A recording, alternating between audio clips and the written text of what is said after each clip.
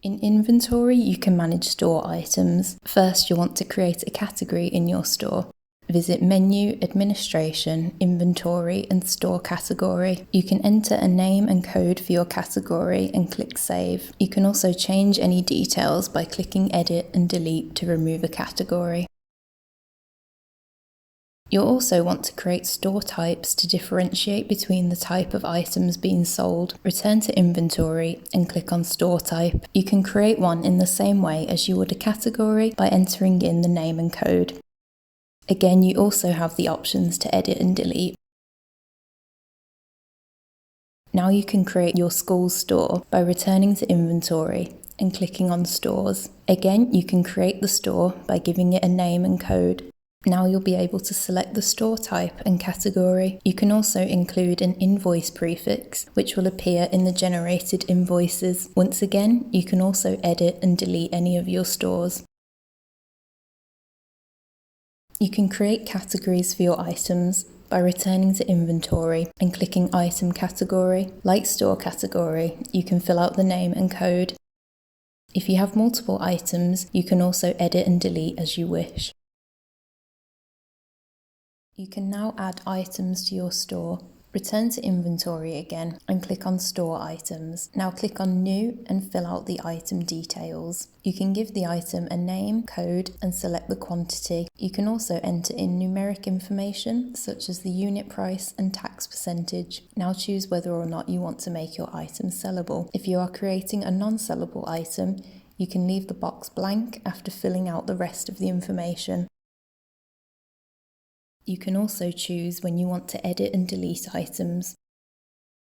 Should the quantity of your items fall, you'll want to raise them again. Typically, your supplier will sort this out, so you'll want to add their details. Firstly, you'll want to create the different types, which you can do by clicking Supplier Types. Create your supplier's name and code. Click and delete any supplier types if necessary.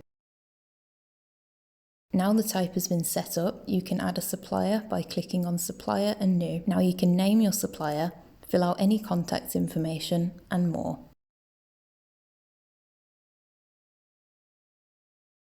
Privileged employees can raise indents for items when they are running low. Just click on Indents and New to create a request. Now fill out the indent number, select the store and add a description. You can select your store item and some of the information will automatically fill out. Now a reporting manager will be able to approve or reject the request.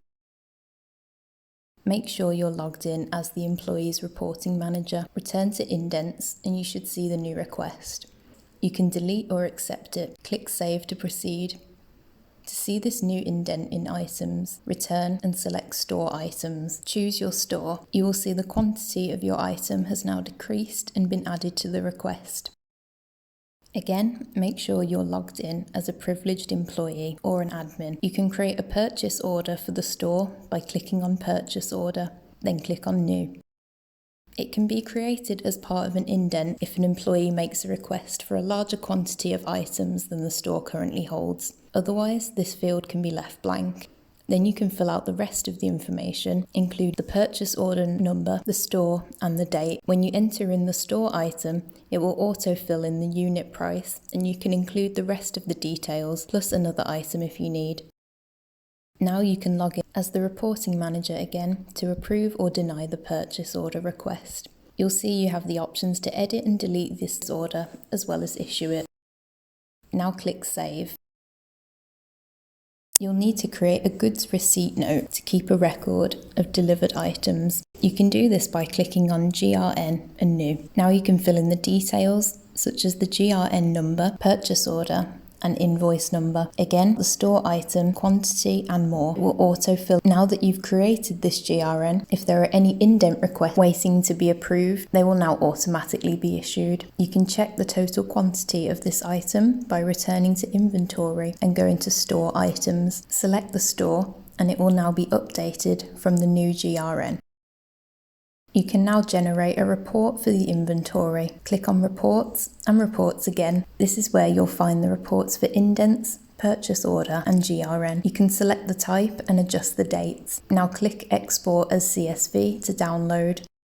You can change the category to generate reports for the purchase order and GRN. You can then download and view these reports in the exact same way. You can create an invoice by clicking on Billing and New. You can enter an employee or student number into Issued To, and their name and address will autofill. You can also change the date and then fill out the item name into Item. You should now see the rest of the information, plus you can add tax, additional charges and discounts. You can also select Is Paid, and you won't be able to edit this once the invoice is saved, so leave the box unchecked if you want to make adjustments. You can click Print to copy your invoice. If you return to Invoices and select your store, you can click Edit to make changes. Once that is done, you'll see that you can no longer edit this invoice.